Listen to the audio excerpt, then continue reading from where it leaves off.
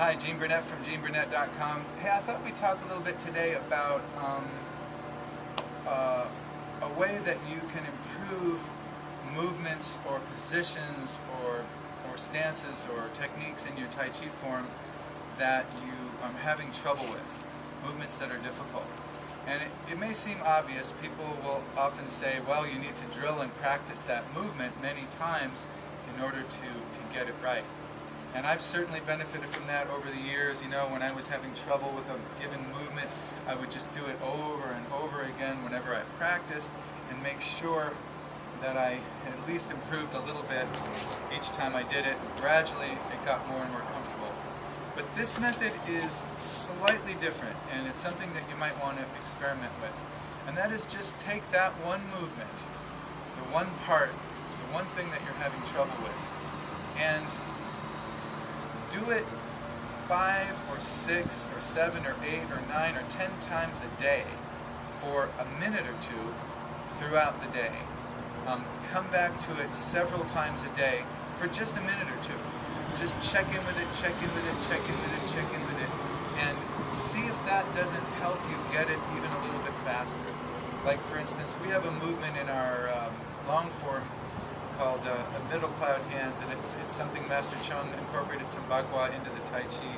And you know, it has 3 parts, what we call cat washes face, monkey offers fruit, and then a snake palm like that. So you're doing this kind of movement.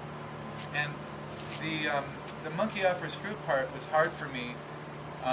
Ideally, you want your palms and your forearms to be parallel. So if this is as close as your elbows can get to each other, you don't put your hands together. You keep this parallel, so you have this mutual stretch there, right?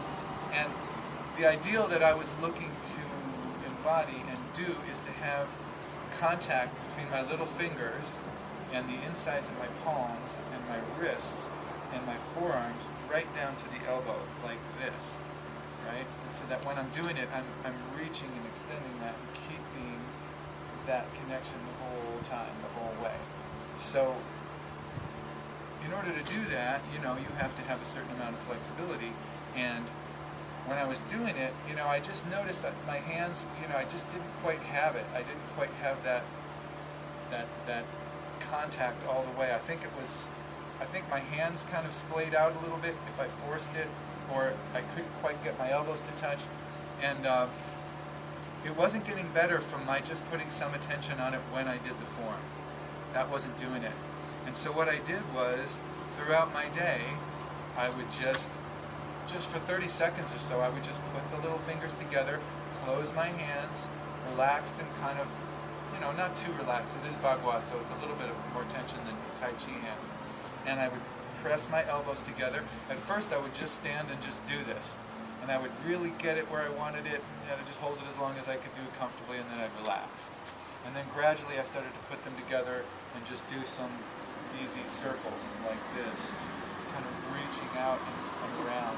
And gradually, in, you know, just a week or two, it was done. I could do it. It was no problem. I could keep my fingers together, my wrists together, my inner forearms together, and do that movement. No problem. Then I could just stretch it. I could move it in different angles. I could do different things. But that one component, by doing it 5-6 times a day for just 30 seconds or a minute or so, really made a difference. Much more of a difference than just hitting it when I practiced. Even if I practiced every day, several times a day. Or like a forward bend. You know, a lot of people have a hard time with forward bends. So I would just take, you know, the slow approach, but I would do it several times a day until that got more and more comfortable, and I could get more and more of a stretch, and then hold the position. Not for, you know, not for 5 minutes, not till I'm shaking, not till I'm, you know, sore in the hamstrings, but just to get my brain used to that idea that this is something I'm going to be doing, and that's, you know, something I need to have at the ready. So I have this feeling about our brains, like the brain in some ways is kind of like it's like a big file cabinet full of all kinds of capacities and information. And your conscious thinking self is like the boss, and the brain is like a a secretary sitting in front of this big filing cabinet, and when you ask your brain or your body for a certain file, the brain digs through the files and delivers it. Say it's a song you're trying to memorize or a movement you're trying to do. The file cabinet or the secretary or the brain body doesn't really know what's important to you except by what the boss asks for. If you, your conscious thinking self, keep asking for a certain file, that a certain movement be at the ready and be able to be used, then gradually, just like a real secretary would, start to have that file up front and available to hand to you anytime you want it to. So by continually asking for a certain capacity or a certain file from your body gets the message that this is important to you, and that this is important, period, and that it needs to have that information handy and close at hand so that you're more ready for it. So it clues the body in that this is important. So those muscles and capacities are kind of at the ready, so that when you ask it for this position, this monkey offers fruit or whatever, when you ask it for that, the body says, sure, there it is.